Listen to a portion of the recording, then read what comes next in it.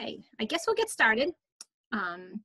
Thank you for joining us in our June meeting. This is our third remote Zoom meeting, which I guess I didn't think it was going to go this long. I don't know if any of you thought that. It would be nice to say July, we might have a face-to-face meeting, but I guess time will tell and we will see. It would be nice to get us all back in the same room and get a green muffin for Kim. And for Kathy. Today we have Karen Morton-Clark, who's going to be our guest speaker, but I want to see if any of you have any announcements before we get started to share with the group. I'm guessing Tammy might have one for the rec department, a semi one, do you? On the what? For the summer program? Oh, yes. Sorry. That's all I've been working on. We have made a proposal to our town manager and the Board of Selectmen. We're waiting for approval. We're hoping to start up our summer playground on July 6th. We will have 3 two-week sessions this summer instead of a full 7 weeks. We will do 1 session at a time for signups. We are only taking 44 kids per elementary school and 44 kids for the middle school. We're going to have 10 in a group. So for the younger kids, we'll probably have 8 kids and 2 staff. The older ones will have 9 and 1. And within those groups, everybody will be social distancing 6 feet apart. It's going to be difficult. We have a series of games to do that does not include equipment or things like that. We have Todd Ledoux trying to work out some stations outside for us for hand washing and so forth. They won't use the playgrounds or the jungle gym areas. So it will be a challenge, but we're taking it on. There are so many rec departments that have canceled for the summer. So we have been doing a lot of work on this, trying to make it happen. We're doing the best we can. So we're getting a lot of calls from a lot of people, so. Does anybody else have an announcement they'd like to share? Yes, Janice. Oh, you're mute. Tomorrow night, which would have been Raymond High School's traditional graduation night, they're going to hold the Raymond High School class night where they'll present scholarships, and I believe they're going to do the class video and have speeches that are pre-recorded, and the public can participate in that. I just got an email from Steve that said Kevin is working on getting the links out, and they would be on social media. Yes. We hope people join us on that. Well, I'm disappointed we can't do that in face-to-face, but I have a blow-up screen, and I've invited my 2 other boys over, so we're going to have a little party outside, have the projector showing it live. Perfect. We'll have a fire, and we'll celebrate for Hannah that way. Enjoy. Yeah. Yes, Kim. Have you folks, are you aware of the way they're handling the legislative session at the end? Just, I know it started back up again, but. The full house is meeting today out at the Whittemore Center at UNH because they needed to social distance the 400 House members. So they needed a large space to be able to do that. And the Senate is meeting in Representatives Hall next week because there's 400 seats in the House of Representatives. So it's kind of a unique finish to this session, but just to be aware, I know you folks had a lot of bills you were interested in, whether it was substance related or tobacco or vaping. Some of those bills are still active, but they've been packaged in what they call an omnibus bill. Kind of like the budget, a bunch of things get thrown into one piece of legislation. So some people are for it, some people are against it. So it's really difficult sometimes to get your things passed. But Tobacco 21, the Senate Bill 248 that had passed the Senate and was in the House, never got through the House committee, Commerce Committee. It never made it through that process. So we're waiting to see if it gets moved forward in a packaged bill from the House, because it's got to continue the process. If we want it to, it's going to be part of a package deal. It's probably not going to be handled as an individual piece of legislation. And that was the bill to raise the age to 21, which would match the federal age, which would keep us in line with everything and would also allow us in the future to be eligible for federal funds because we would be in compliance. Because there's a possibility in the future, if we keep our age at 19, that some sign-our funds and other things in the future may be withdrawn because we're not following the federal guidelines with the age. But it's just, there's a lot of movement and things going on, but they're just combining things or amending things to make them fit into large bill packages. So it's a little confusing. I can't explain it as well as other people can. But just know that there are some things that you may be interested in that may be still out there. They're just going to look different because they'll be part of a larger group of bills. That makes it more difficult to address each of them too, doesn't it? Yeah, I've listened to the Senate. It was the Executive Departments and Administration that was discussing the Tobacco 21 amendment. And it was interesting because they had all kinds of stuff, and the meeting went on for probably 4 or 5 hours because there were so many amendments. The House session today is being challenged by some members of the Republican Party. They're not in favor of what the speaker is doing, so we don't even know if the session's going to take place. There's going to be kind of a battle on the floor because some members of opposite parties disagree with the fact that the speaker is holding the session even. So we don't even know if the House is going to do anything today or if they're going to be stalled because they can't even get past opening the session. So it's actually, I think it starts at 10. So publicly, if you go onto the General Court website, go to the House of Representatives calendar, the last calendar, which would be last Friday's date. There are links where the public can log in to not only testify, but to just listen. And they do it through YouTube. So it's interesting because you can see the visuals, but not sure for the full House session how good the video will be and how good the audio will be, because this is the first time they've ever moved to a place of that size. Right. But UNH is helping them out with everything. Well, that's good. That will be And, interesting. lobbyists don't get to talk to people either because you can't go into buildings, you can't go to these things. So a lot of advocacy work is being done by phone and email, and some of the elected officials have complained about that because they're getting too many calls or too many emails. So there's no way to do this well right now. Everybody's trying to just move things forward.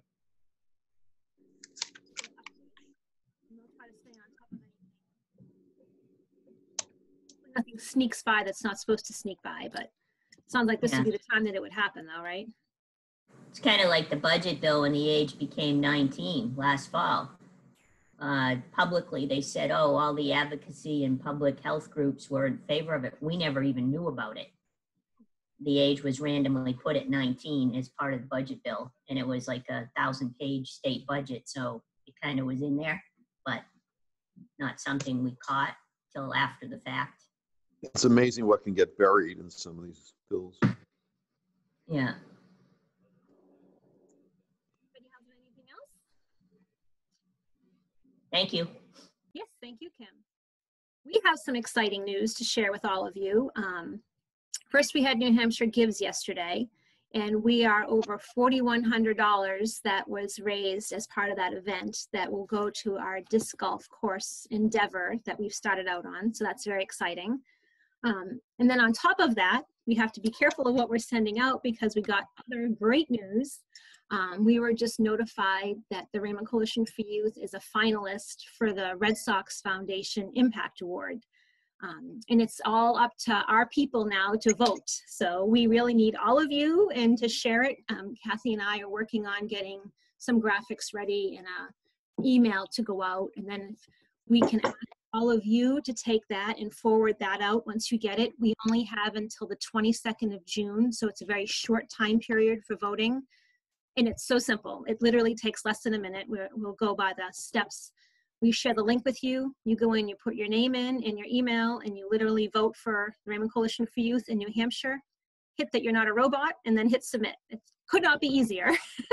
And the prize, if we get it, is $10,000. So that's a pretty excellent prize for us, considering everything that we have going on right now and the impact of our funding. We didn't have our fundraiser.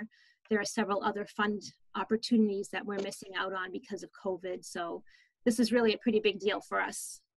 Obviously the recognition is awesome and amazing, but the financial piece is very awesome and amazing too. So we're looking forward to getting that out to everybody who supports the coalition to vote, and then hopefully telling you that we win.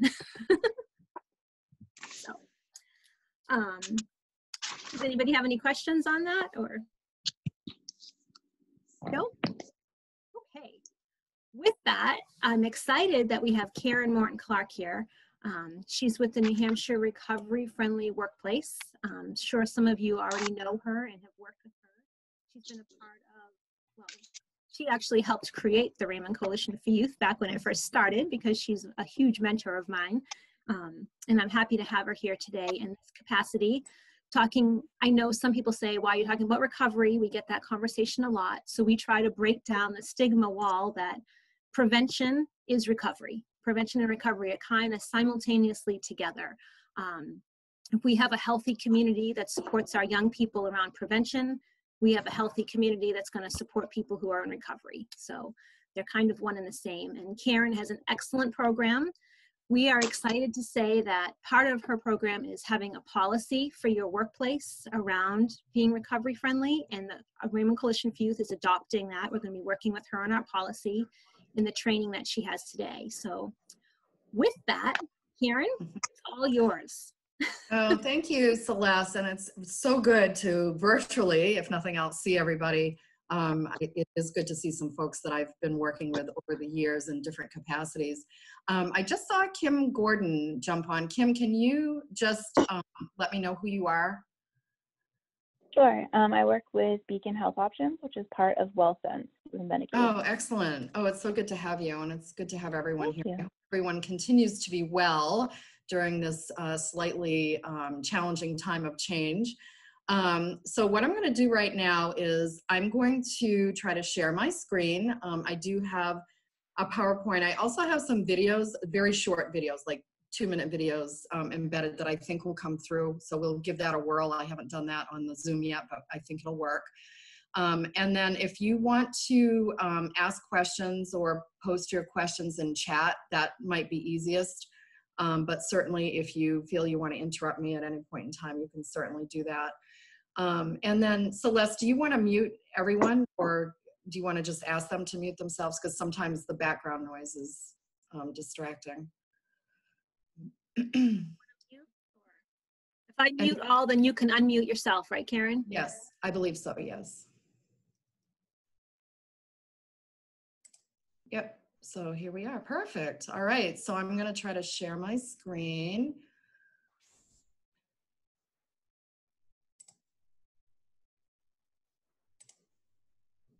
Okay, and can everyone see my screen? Celeste, can you see that? Yes. Okay, perfect. Okay, great. So here we go. So I am a certified recovery support worker and longtime advocate for individuals that are impacted by substance use disorder. And that would include family members and loved ones too. And you'll see as I roll along with this presentation that we really do often focus on employees in the workplace or organizations that are family members or loved ones or individuals who are struggling with substance use disorder or who are in recovery. So I just like to make that point right up front. Just some brief stats. We have a population of about 1.36 million in New Hampshire. In various studies that I'm sure some of you have seen, we're #1 in child well-being. We're #2 and often #1 in best state study. I think you all can appreciate the natural beauty and recreation options that exist in New Hampshire, from the ocean to the lakes to the mountains and the trails. We pretty much have it all here and are in close proximity to larger cities and Portland, Maine, or Boston. We did have low unemployment. Of course, we all know that has changed. But in the recent past, before COVID-19, certainly there was a low unemployment number here in New Hampshire, lower than the national average. And typically people would think of New Hampshire as high quality of living. And yet the economic costs of addiction are high, and we have a pretty high number of deaths from drug overdoses, as well as overdoses that may not result in death. It's still, New Hampshire is typically in the first, the second, the third, typically in the top 5 states. West Virginia and Ohio are typically high. So there are real good reasons why we want to focus continuously on recovery in the workplace. And especially now, as a result of things that have been happening with COVID-19, we're continuously hearing about individuals who are perhaps, actually there was a study done by Said and Savage from Dartmouth Hitchcock, which demonstrated that already there's an increase in alcohol use, a pretty substantial one. And we do expect to see a surge that's probably already beginning in drug use too. And I can talk a little bit about that in terms of trainings that we're going to offer on that as we roll along here. So as most of you probably know, the initiative is led by Governor Sununu. It was launched in March of 2018. And just as you mentioned, Celeste, this is really about promoting health, safety, and wellness for New Hampshire workplaces, organizations, employers, employees. So if we frame it in terms of health, wellness, and safety, it becomes much broader and yet easier to understand. The initiative empowers workplaces to provide support for employees in recovery and those impacted by substance use disorders. So as I mentioned earlier, this includes the family members and the loved ones. And I can't tell you how many times I've visited businesses throughout the state of New Hampshire, and we're hearing about employees who have lost a loved one or have witnessed something in the workplace that has impacted others in the workplace. And this is something that we do try to work with businesses on to help address through various presentations that we do. The initiative constantly challenges stigma. We have a whole presentation on removing stigma, and I know you all in this group know a ton about that, but we're always happy to share our trainings, which I would like to reiterate are at no cost to any business or organization. And then in essence, we encourage employee retention and productivity by rolling out this initiative and helping businesses to incorporate a recovery-friendly mindset, a healthy mindset, a safe mindset, an open-minded, stigma-free mindset, which helps in terms of employee retention and productivity. So if we're providing resources, that can really help someone that otherwise may not have received help had they not had resources in the workplace that they could connect to. This is a quick summary of our accomplishments. One of the biggest ones is that we have received an additional 2 years of funding for our work, which is coming through the state. And so we're very excited about that. I'm very excited to work not only to encourage many other businesses and organizations throughout the state to become officially designated as recovery friendly, but to go deeper with various employers to really provide some training and allow for employee interaction and even forming task forces within the workplace that can really help a business to move forward and ensure that there is real inclusion of everybody. And of course, that's a big topic right now. And to be able to provide resources and connections to supports for people that are in recovery, trying to sustain their recovery, and as I mentioned, the family and the loved ones. We do have a comprehensive training menu, which I will get to in a short minute. We were allowed and awarded $900,000, almost $1 million in funding to fund nonprofit prevention and recovery organizations. And you'll see later on in this presentation exactly who those organizations are, and they have become real strong partners in terms of providing support resources for employees in the workplace. We have well over 260 letters of interest that we've received from New Hampshire businesses. And actually, I just saw one come through as I was waiting to do this presentation. So even amidst a pandemic, we're still getting letters of interest, and different businesses are in different stages of the designation process. But we're approaching that 300 number, which we're very proud of, and proud of the fact that this has really become a movement throughout the state and is representing all public health network regions throughout the state as well. Excuse me. We have a logic model and evaluation plan. Every training that we do has a pre and post evaluations that we do with it. And if we want to talk about the number of individuals we've engaged in outreach and trainings, as of March, it was 6,500, and I think it's probably approaching 7,000 now. So. And we also work with a variety of states, counties, and organizations across the country. I myself am working with Rhode Island. They have become a recovery-friendly state, and they've used our model.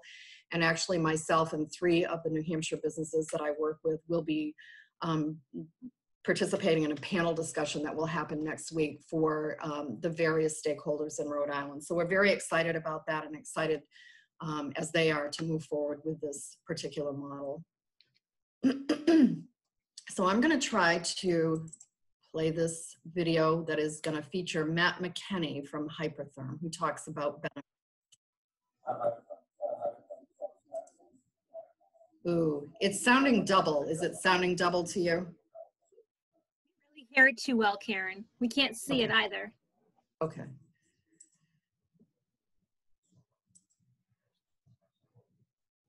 Can you see it now? No? Okay.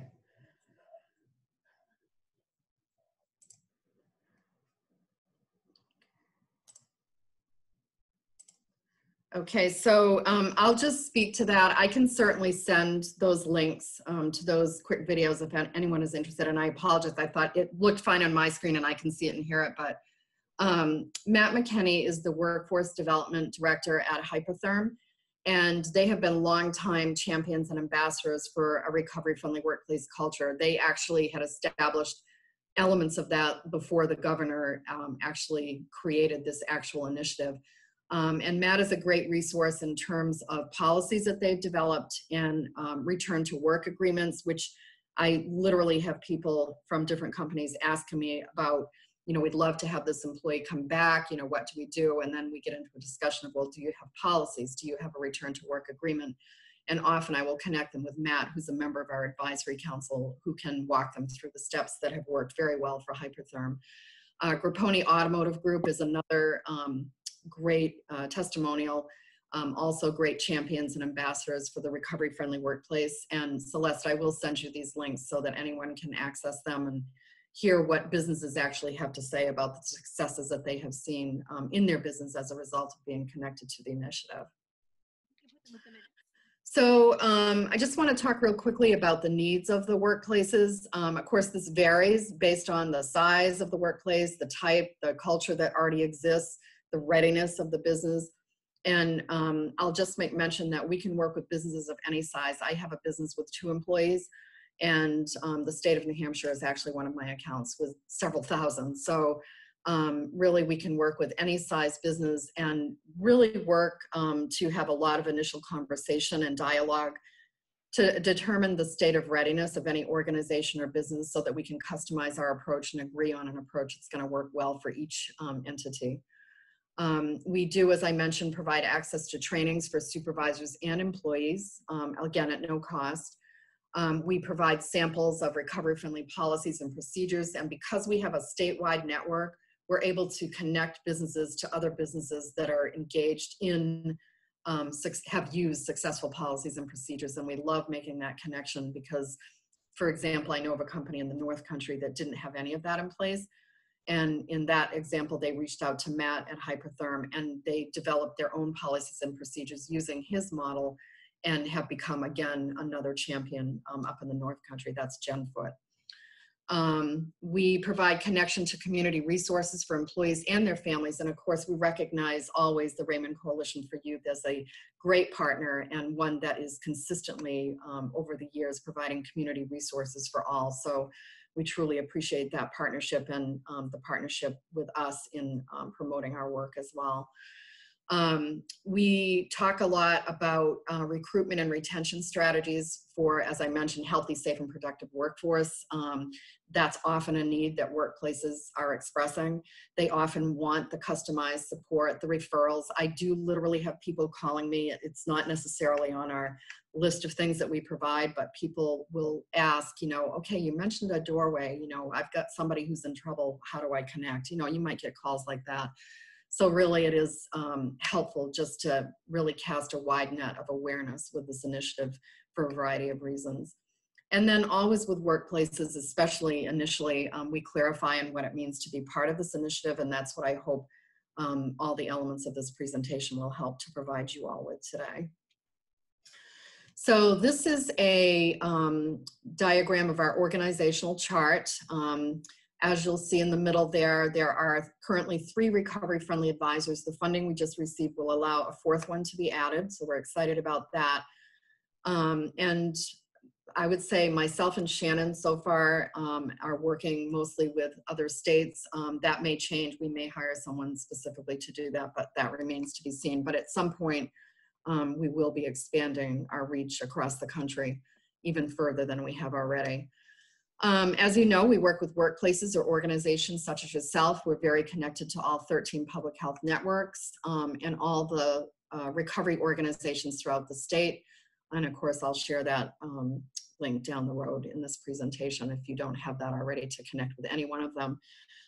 SOS Recovery Center is one of our strongest partners, and they're one of the Community Development Finance Authority funded organizations that has been doing a lot of good work to do outreach about the Recovery Friendly Workplace Initiative, and we're working with a lot of the businesses in their catchment area. Excuse me. We all report to, sorry about the voice. We all report to Shannon Bresaw, who is also the Vice President of Public Health for Granite United Way. We share her with Granite United Way, and with her, we meet every other month with a Recovery Friendly Workplace Advisory Council. And represented on that advisory council are businesses that have a really solid foundation of a recovery-friendly culture. And obviously they work to advise us, and that is chaired by Dave Mara, the governor's policy advisor. We also have a great partner in terms of the Department of Business and Economic Affairs, and ultimately we all report to the governor. So that's just a quick overview of how we are structured. And we always welcome other community organizations and coalitions that are doing the great work, such as what you're doing, to partner with us in ways that, you know, make sense and are a win-win for both of us. So I want to get into a little bit of what is called the Recovery Friendly Workplace Packet. I think some of you may have seen this, and what has already happened with the Raymond Coalition for Youth, you have already submitted a letter of interest. That is done through our website. It's very quick, very easy. Any business can go to the website and fill out a very quick one-page form with basic demographic information, and just let us know where they heard about us and submit. When that letter of interest comes in, as I mentioned, one just came in a few minutes ago, that goes to the governor's office, it goes to Shannon Bresaw, and it goes to all 3 recovery friendly advisors. And at that point, the recovery friendly advisors decide, you know, who's going to be the primary point of contact with that particular business. And then we reach out to that business and let them know that we're excited they've submitted a letter of interest, and we then set up a time for an orientation. And that in essence is what I'm giving you today. Raymond Coalition for Youth. First of all, you guys are doing all the work that's on this checklist already, okay? So you're like an automatic, you know, champion for recovery friendly culture types of things. And as Celeste mentioned, there's such a real strong you know, a collaboration or partnership in terms of the prevention and the recovery aspects, because really recovery is prevention, and prevention really is connected to recovery. So, and I can certainly go through the details of that checklist. But the next thing to do, and the next thing, and I know Celeste mentioned this at the beginning, is she and I have been talking about creating a declaration. And basically the declaration is a statement that says that the organization supports the principles of the Recovery Friendly Workplace Initiative, and you can put that in your own words. Some people do a whole page long and talk about what their action steps and their goals are, or it can be as simple as one paragraph. And in the checklist that you can see and view, all of you can view it on our website, recoveryfriendlyworkplace.com. There's actually a sample declaration, as well as I can always send sample declarations that other companies that are on board have provided for us. And once that declaration has been submitted to the Recovery Friendly Advisor, in this case it would be me, that's the point at which I request an official certificate from the governor's office that will officially designate the organization or the business as a recovery friendly workplace. And so that would be next steps for you, and that can happen pretty quickly. I know that the governor's office has been pretty quick about putting out the electronic versions of the certificates, and that's how we're designating currently. I have one this afternoon that I'm designating virtually, but we of course have a hard copy that when things shift back to some level of normal, we'll be delivering those hard copies as well. And so that's sort of phase one of the checklist. So it's really that simple. And, we certainly encourage anyone that we're working with, especially a partner as strong as yourselves, to receive that official designation. So there are other required components to the designation that businesses can accomplish throughout the period of a year. And that is things, again, that you're already doing, like providing your employees or even your volunteers, your board, with information and resources to promote health, well-being, and safety, and focusing on recovery for individuals or family members or loved ones. You are the local recovery support organization, but we know that you're connected already to, say, the Public Health Network, Seacoast Public Health Network, to SOS. So that's really already been accomplished by you all and is an ongoing thing, which we love. Any supervisors or employees that could receive education on existing alcohol, tobacco, or other drug policies upon hire and on an annual basis thereafter is something that we also recommend. And this might be something, we can also go in and, let's say, to the school district and provide to some of the leadership there, as they wish. And again, all that would be at no cost. We also have some companies, such as Walmart Distribution Center. They have a recovery friendly task force that they've been working with in the past, and that really helps to guide direction as far as their 800 employees in terms of recovery friendly culture. We like to see organizations and businesses participate in at least one community-based prevention or recovery-focused activity annually. Certainly you're doing well more than that. Just the Take Back Day is one that's coming to mind. So again, you certainly qualify there. And basically what we'd want to do with your group is to continue to work with you to provide additional supports or customized workplace policies or training materials that some of the businesses that you might encounter might be asking for. And of course, we always welcome you to refer anyone that you might encounter. We can certainly do an orientation for any company in your communities that you serve. This is, I'm going to have 3 slides of a training menu, and the 6 on the left are ones that we started with over a year ago. We develop them and execute them whenever we are asked to do so. And it includes basic things like understanding substance use disorder and stigma. We use a TED Talk about why the workforce needs people in recovery. We do panel discussions and obviously provide connection to New Hampshire resources such as New Hampshire 211 in the Doorway.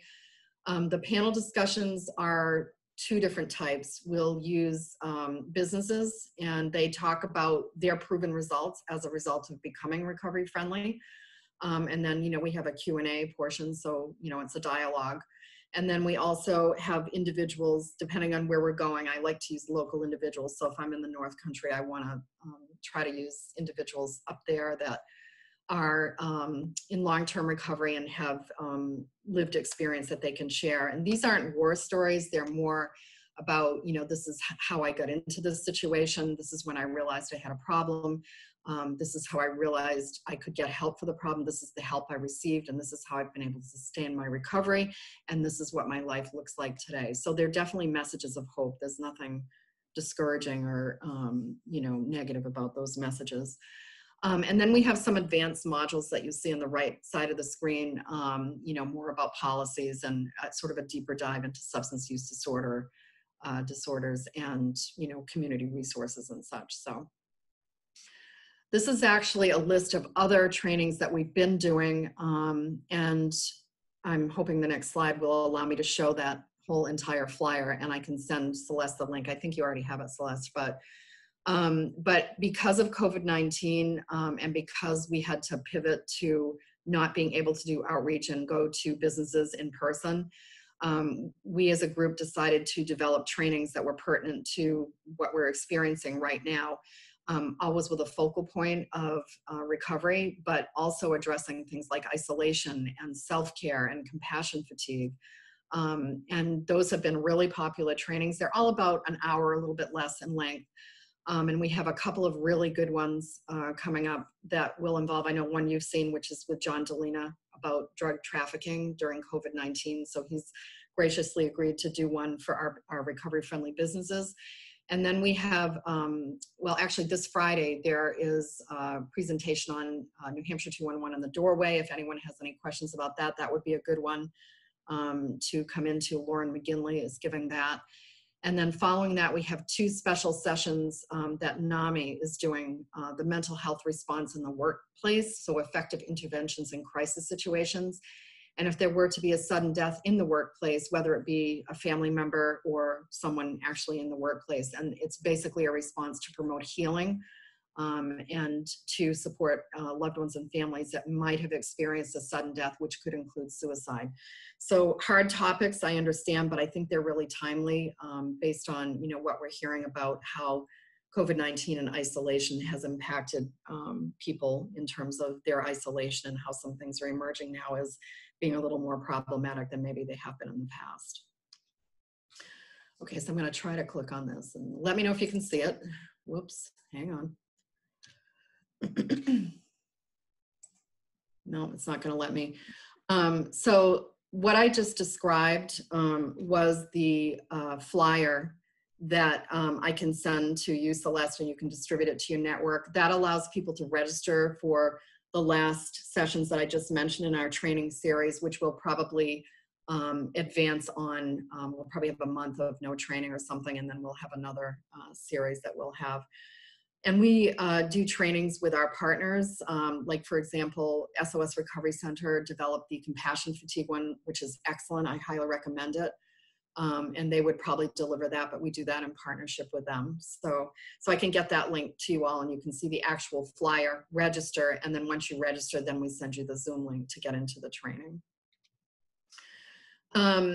This is just a sampling of all the wonderful partners that we work with throughout the state. I had mentioned earlier that we have some recovery organizations that are funded by the Community Development Finance Authority, and you'll see those here: SOS, Reality Check, Making It Happen, Navigating, Headrest. Those are all that are funded. And of course, we view, as always, the Raymond Coalition for Youth as a strong partner.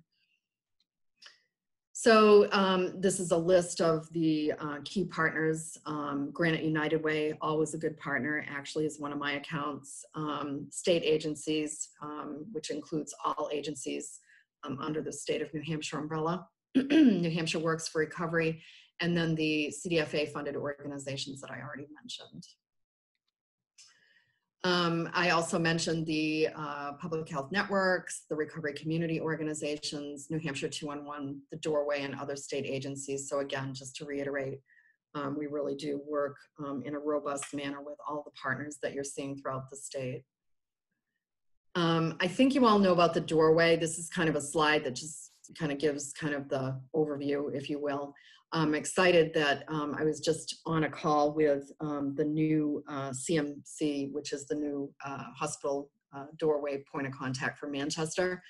And already I feel like they're doing some really good work, and they've made a few adjustments, and it seems like it's going to be a really strong model for Manchester. So I'm pretty excited about that. This is just, like, I've talked about a lot of organizations and a lot of partners, but this is sort of a graphic on all the different directions and all the different ways that all of us can connect with the workplace or organization that we're working with. So I've gone through a lot of the specifics of what we do, but as I mentioned, you know, we're working with public health networks, all these funded nonprofit orgs, the workforce development entities, et cetera. So this is just to give you a visual on just how many directions and how many partners we have working to make sure that everyone in the workplace is provided with the appropriate resources and guidelines that are needed to really develop and sustain a recovery-friendly experience. It's pretty easy for businesses to get started. As I mentioned, you know, we go in and assess the workplace culture. You know, what policies do you currently have in place? What are you doing currently? What's the employee perception of things? You know, when we have a company or an organization write up their declaration, we like to make sure that they are sharing that with all their staff, so the staff understands what it means to be developing a recovery-friendly culture and what that declaration actually stands for. Businesses have sometimes got resource rooms or bulletin boards and things like that where they share a lot of our hard copy resources. You know, we always like to encourage developing relationships with local supports, and basically having a plan in place of how to respond to employee concerns. And that question comes up a lot. So what do we say if we think, you know, somebody's not acting quite right? And so we have some guidelines for that. I actually know that the NAMI presentation includes some of that, which is really great for approaching someone that they might be concerned is, you know, having some sort of mental health challenge. And then, as I mentioned, other trainings that I've just listed for you that will help to increase the knowledge and awareness of businesses so that they can know best how they want to move forward, unique to that business. So I'll end with this quote: "We all have an important role in preventing opioid overdose deaths and the impact of substance use disorders of any kind through education, partnership, and collaboration." You know, I feel a real strong partnership with the Raymond Coalition for Youth, and I'm thrilled that you've given me this opportunity to present this information today. This is our contact information. That's our website down below. Those are also, we're also on Twitter, Facebook, and actually we now have a presence on LinkedIn as well. And with that, I will just say or ask if there are any questions, and I'm going to stop my screen share now. Thank you very much. I think my only question would be, when are you returning from the tropical paradise where you're located? Never. I know it actually is a good visual. It's moving, it's soothing, and I use it because it's helpful to you all, I guess, right? Yeah. So. Our mental well-being. Right. Are there any other questions? Was it clear? Is there anything that you wanted more information on? Or as I mentioned, I'll certainly send those links to you, Celeste, so that you can share with your group. But any other questions or comments that you might have? Karen Cutler here. The training that's offered, is that at the employers or is that at some designated site? Oh, great question. Normally we go to the employer.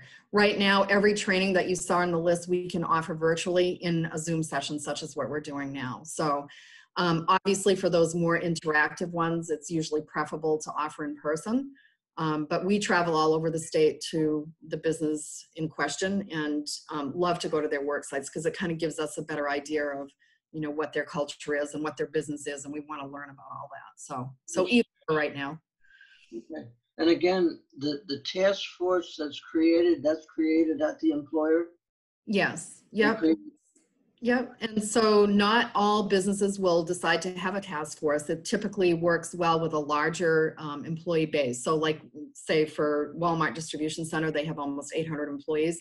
It makes sense to have a representative group represent their employees. And then employees know they can go to those points of contact if they have suggestions or concerns or whatever. In my employer that I'm thinking of with 2 employees, I mean, obviously that's not going to be helpful, but what could be interesting, I work a lot with the restaurant industry and they're doing some pretty creative things right now.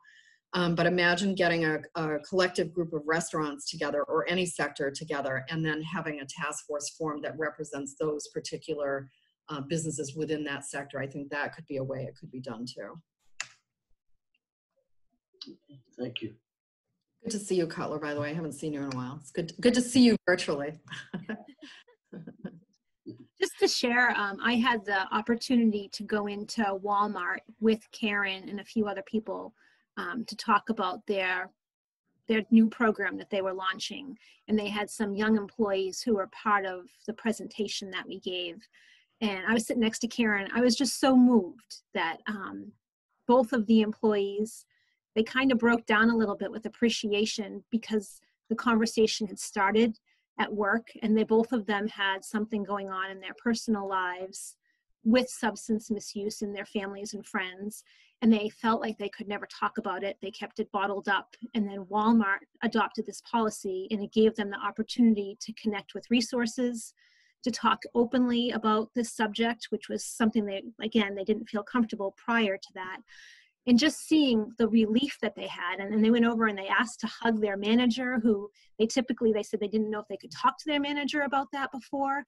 It broke down so many walls and connected people who typically wouldn't know where to go for resources.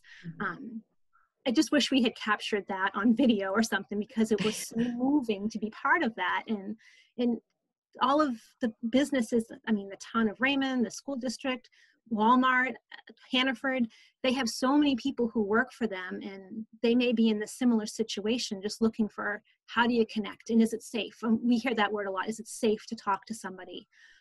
And we try to make sure at the coalition that everybody feels safe coming to us and being connected to resources. So it's just a great program. I highly endorse it. I think Karen's doing a great job with it, and we would love to see other places pick up on it. It's not hard. And when you think about the value of it, and we always try to figure out how we can reach people and how we can get information to them. And people go to work.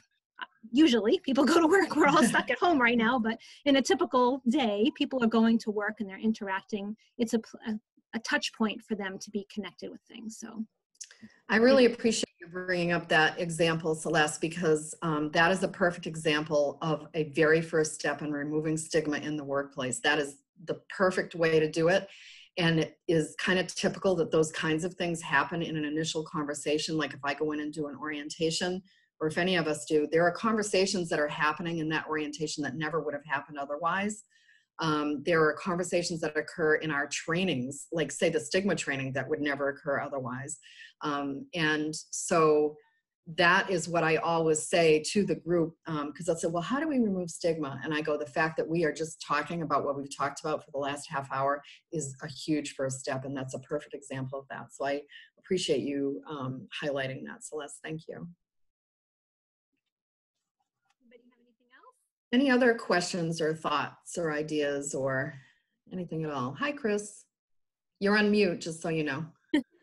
I just had a question, and maybe I missed it. Have you gotten any pushback from managers that sort of don't want to go down that road with their employees?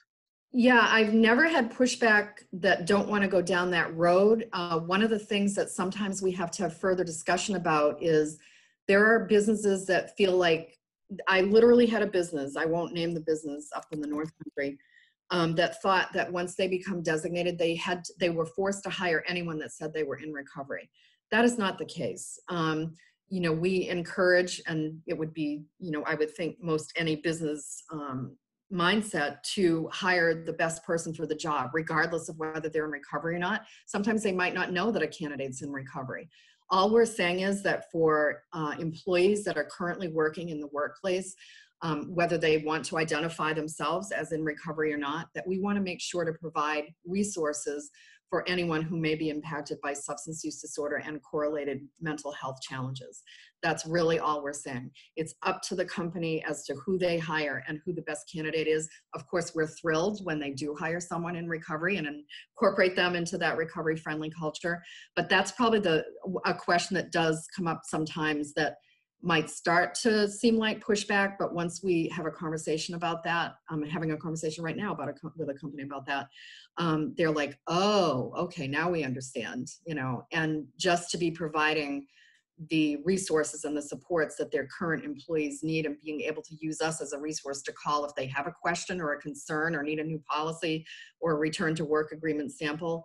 You know, we're a great resource for them in trying to, you know, evolve in that regard. Gotcha. Thank you. You're welcome. I think Thanks this program is going back on our original conversation. It's another great, obviously the opioid epidemic came to New Hampshire and it still is absolutely horrible, but it's created a lot of opportunities for us. And I think this program, it's called Recovery Friendly, but as I said, I think it's very much prevention focused because it's starting those conversations. So I think it's another valuable thing that we have in our toolbox, that the name of it is a little confusing to people, but it's offering it.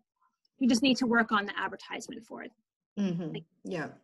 And we have, I think you have this, Celeste, I can also send this, but we have a one-page document that sort of highlights, you know, some of those benefits, and even like in some of the checklists that I just read, I mean, it uses the word prevention right in it. You know, we're talking about participating in one community-based prevention or recovery-focused activity. They really are hand in hand, I find. So just like what you're saying. Very good. So you Other can send all of the questions? links and everything to me, and we'll make sure we have them connected to the minutes when we send the minutes out too. Be happy to do that. Absolutely. Other questions? So I'll just say that, again, I appreciate everyone here on this call and appreciate the opportunity to be able to virtually share, you know, the benefits of this initiative and some of the things that we've witnessed and seen. And I think that the Raymond Coalition has been a great partner, and I think that the partnership could be even strengthened more by our collaborations going forward. So I'm excited about those possibilities for sure. I'm just going to call Peter out, and if he's able to answer. I know Karen mentioned the Farnham Center, and Peter Burke is with the Farnham Center. I heard some exciting news on our doorway conversation also this week about Farnham having designated beds. Is that correct, Peter? Yes, we have kind of an understanding with the doorway where a certain number of beds are allocated for their purposes under, you know, certain circumstances, but sort of evolving. But yeah, it's something that we've launched. We had to tweak a couple of things during the past couple of months. We moved our men's residential unit from Manchester up to Webster Place at Farnham North, where we already had men's residential unit. That freed up some space at Queen City Avenue, where those beds are located that you're referring to, plus more beds within that monitoring unit, which provides sort of an in-between phase. People that might be coming in that move on to residential, they might be coming into the monitoring unit, and then as an entry or an entree into telehealth services that we're offering for outpatient services. So, but yeah, we're working now with pretty closely with the doorway in Manchester on those beds you're referring to. And Christine Weber, who formerly a colleague here at Farnham, is overseeing for CMC the doorway in Manchester. So it's exciting. As Karen mentioned before, they seem to be doing some good things and have you know, a path laid out that should be a very, very good one. Thank you, Peter. All right, does anybody else have any questions on any of those things? No? All right, moving on the agenda, which you guys can't see unless you have printed it from the computer. The next thing, we have some updates. I don't know if any of you saw on any of our newsletter or social media, but we're looking into getting a disc golf course in Raymond. There's been a lot of conversation about that recently in the past year and a half, and a lot of people talking about it, but it wasn't necessarily congealing together. So we decided to try and bring all those pieces together and move it forward. And we're presenting to the Raymond Selectmen Monday night a proposal to approve having a park here in Raymond. Funding is obviously what we're working on right now, raising the appropriate amount of funding. But it's exciting to see. We had New Hampshire Gives yesterday, and we raised over $4,100 for it. we have a couple of different people who are stepping up to the plate and offering to help with different aspects of that. So it's a great example of our community coming together to rally around something. It's not even our community. I know we talk often about the Raymond Coalition for Youth being Raymond, but and how we spill over to other towns and even counties. And we're seeing that now. Manchester's working very closely with us. We have people in Londonderry, the Seacoast, who have talked about supporting it. So it's a great endeavor, and we're looking forward to updating you as we move along. And the nice part of it is we're engaging that 18 to 30-year-old population and giving them something to get involved in and understand the importance of how this is a prevention-minded thing for our community. So that's exciting also. I don't know if anybody else wants to add anything to that. Pat, did I sum it up pretty good? Yeah, sounds about right. Okay, thank you. We have Christine. Would you like to give us an update on Youth Action? Absolutely. Good morning, everybody. So we're still meeting weekly with the high school and the middle school on Zoom. We don't have any big projects going on, but it's still very good for me and for them to still see each other and just talk about what we have going on. Two big questions that I ask them every time that we're on the phone or on the Zoom call is what's been going well for them and what their self-care has been for the week. We do talk about any struggles that they may be encountering. It is the end of the school year now, but as we were getting close to the end of the school year, some were struggling with getting some work in and making sure that all their grades were up to par. So we talked through that and we worked through that, so that was good. I've incorporated a couple of games, a few times, some interactive games with them just to keep them excited, and they still want to meet through the summer. So we're going to continue to meet. Like I said, our groups are small, but it's still nice to be able to, like I said, connect with them and have an outlet outside of school with them. Let me see, what else? They're all looking forward to the summertime. A lot of them have some good summer plans. A lot of them are going to be working. Some of the high school kids are going to be working, which they're excited about because there'll be some money in their pocket. But they're really just still excited to still connect. So it's nice to still be able to do that with them. Would you like to talk about the street signs, the yard signs? I can. Throughout town, we've had a volunteer who's put up some street signs, the Stronger Together signs here in Raymond. Some of you may have seen them driving through. If not, some more will be going up. We're just a little slow in getting them out there and getting the kids to find a few minutes to pop around town, but they're slowly going up for everybody to see, just to show the commitment that we have together as a community, that we are stronger together and we will get through this. Thank you. You're welcome. And on top of that, we had gotten the Year of Service Award through the radio station Town Square Media. Try putting together a commercial with young people's voices remotely.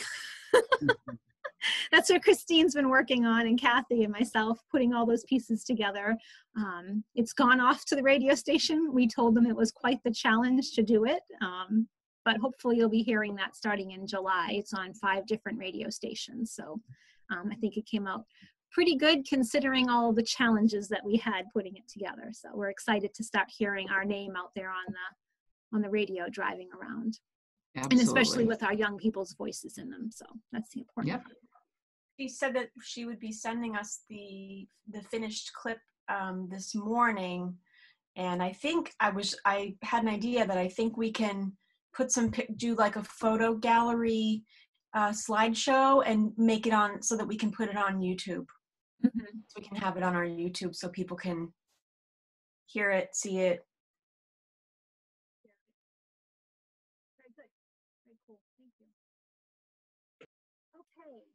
Just a reminder that we have our rescheduled gala to November 13th. This is the gala that goes on and on.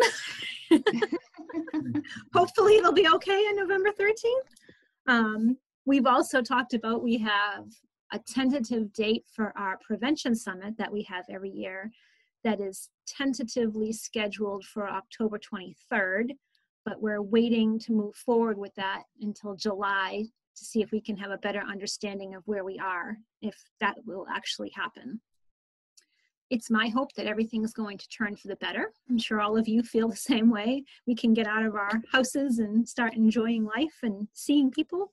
That will be the goal, right? We have our recovery task force that's been meeting. Kathy, I don't know if you want to share an update on that, or you're on mute. Okay. Well, we're having another meeting coming up on June 16th. We're working on, Kathy and some other volunteers are working on a raymondrecovery.org website. One of our members have reached out to the recovery and treatment organizations in the state to send in some information, just because we thought somebody had brought to our attention that people who are in recovery or seeking recovery may not attach to the Raymond Coalition for Youth. The youth piece might throw them off. So we're working on making that bridge to still connect people to resources, because we have the connections to the resources, but making them feel comfortable looking for them. That's the update on that. For substance misuse data, I shared with you last month some information from the statewide youth risk behavior survey. I'm going to the school board next Wednesday night, so I had to put the presentation together with all of the slides for every substance, and Raymond came out looking very good as far as past 30-day use. All of our substance use rates are down.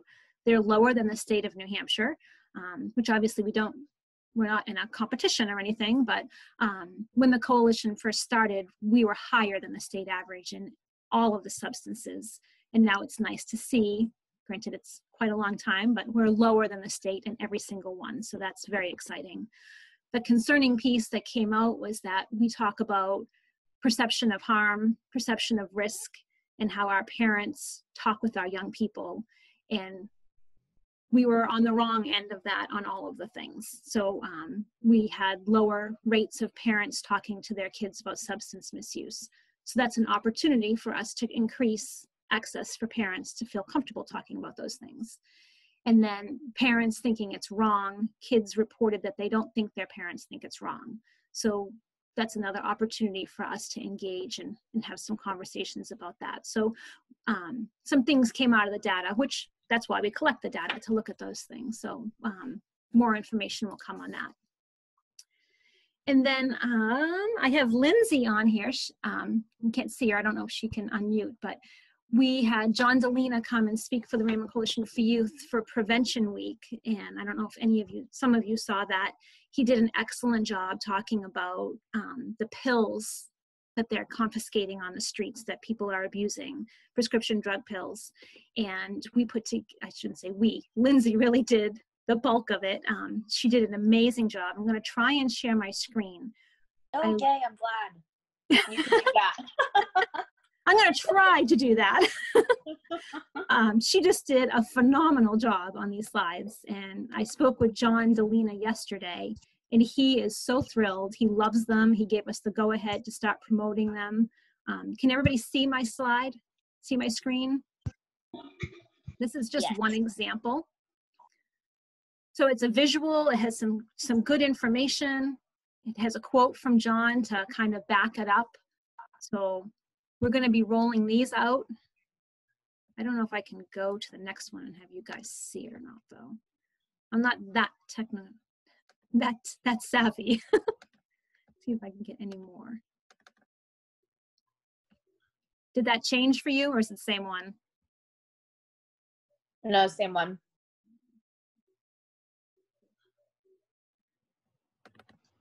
That's the same one too, right? Anyways, they're going to be on our social media. So make sure you're following us. There you go. There's another one. She just did a really excellent job. John was like, who did these? I'm like, I can't take credit. Lindsay did this. So they came out excellent. And there's several of them. They're talking points on how to talk to your kids if you're stressed out, some coping mechanisms. But it's really hitting home the idea that if you're buying pills on the street, they look the same, they have the same color, they're the same imprints. The cartels are really they upped their game and they know what they're doing as far as making pills that look like real pills, but they're really made with fentanyl. And John Delina at the DEA really wants to get that information out. So these slides will be very helpful once we have them going out. We encourage you to share them to encourage other people to know what's going on. That would be great. Any questions? No? All right. Does anybody have anything else they'd like to add? No? Just want to go enjoy the day, even though it's not very sunny. Thank you all for joining us. Thank you, Karen, very much for the presentation. We did record it, so we're going to put it up. If you have any businesses that would like to learn a little bit more about the recovery-friendly workplace, maybe get involved, they can take a look at Karen's information and let us know. That would be great. Our next meeting is scheduled for July 9th. We hope to see you then and hope you have a great day. Thanks for coming in. Celeste. Good to see you. Thank you, Bye. Celeste. Thanks.